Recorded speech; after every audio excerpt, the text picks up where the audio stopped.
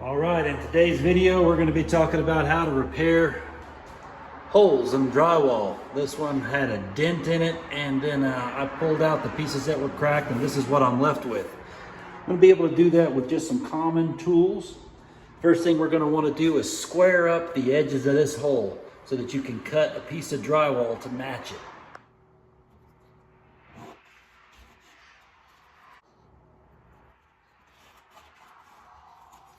Then I want to take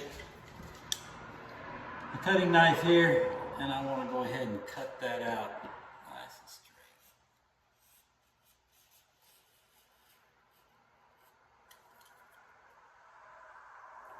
What I like to do is score the line lightly at first, and then I come back and use more pressure to actually cut through the material all the way, little by little.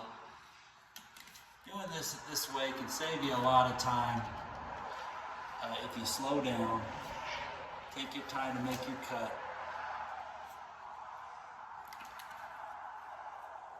Just don't get in a hurry. Definitely be careful with this knife. You don't want to cut your fingers.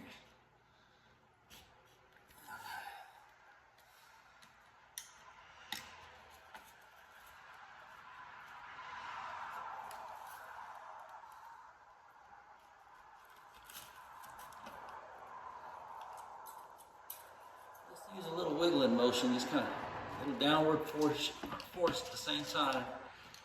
Follow that little scoring line I made.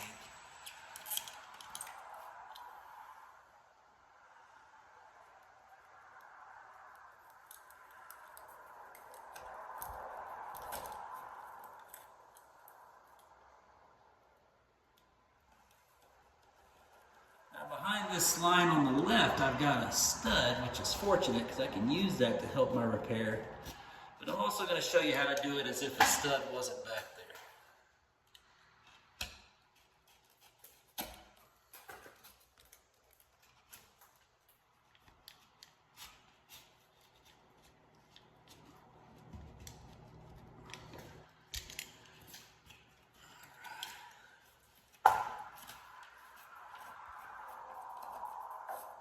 Okay, now I'm going to take a piece of drywall and cut it to match this size. All right, I've got my piece of drywall cut to the approximate size of that hole. But if I were just to stick it in, even though I could use a drywall screw to hold it in on this side it's not going to have any support, it's going to flex. So what I need to do is put something back there that this piece of drywall can hold on to. What I'm going to use is something like this. It's just a stake that you use out in the yard, but it's going to serve as a piece of wood that I can drop down inside this wall to make a new backing. Let me show you how to do that. So because I didn't have anything better, I just used this drywall saw to cut a section of this stake off, the part that I need. Then I went ahead and put in a drywall screw. That's something I'm going to be able to hold on to later. And then I've lost these pieces of wood down inside the holes when I went to position them. And because I've learned from that mistake, I've learned to take a little piece of tape or something and tie it on there so that you can use it to maneuver it and hold on to it in case it drops. You can just pull it right back up and get it where you want it. Now what I'm going to do is take and secure this with two drywall screws, one up here and one down here. It's going to go through the drywall and into the piece of wood that I made, and it's going to create basically a backing plate for the new piece of drywall. And that little drywall screw that I put in there, I'm going to use that to hold on to while I put those screws in, so that I'm not just relying on the tape. I have something I can really hold on to, like a little knob. Looks like I'm going to need something a little bit more stronger than my fingers, so I'm going to use these to hold that screw.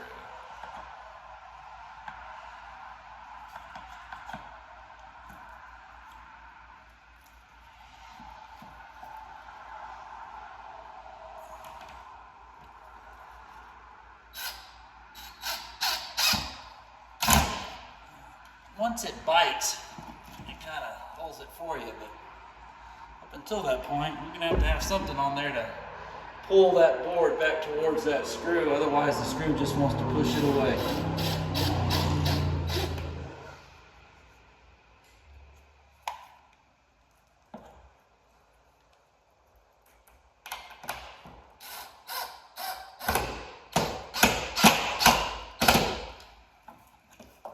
I'm going to sink the head of this thing in there a little bit so that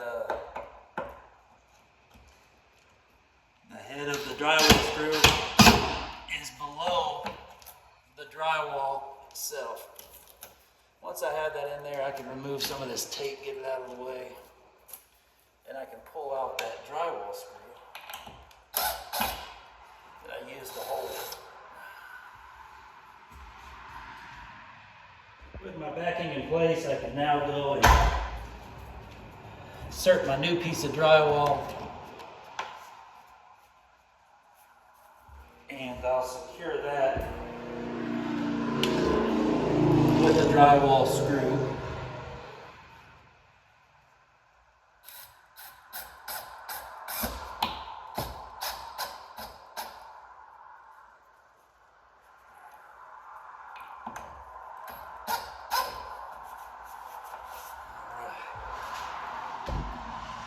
Now I can fill in this area with a little bit of joint compound.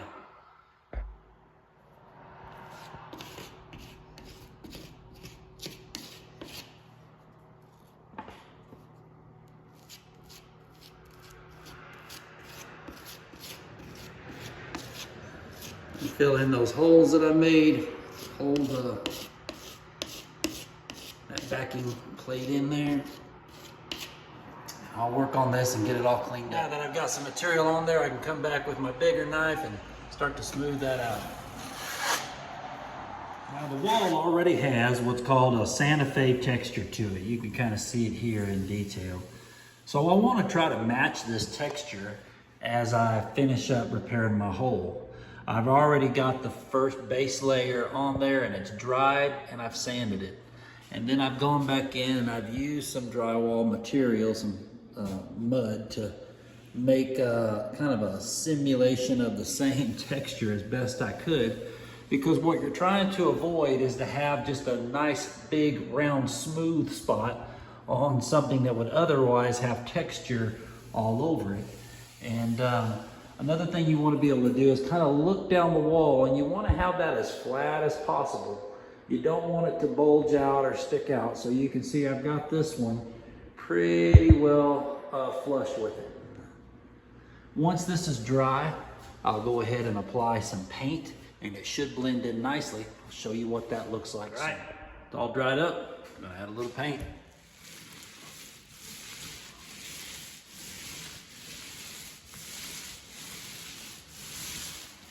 Okay, now that the paint has had a chance to dry, you can see it's been a successful repair. Looking down the wall, there's no bumps.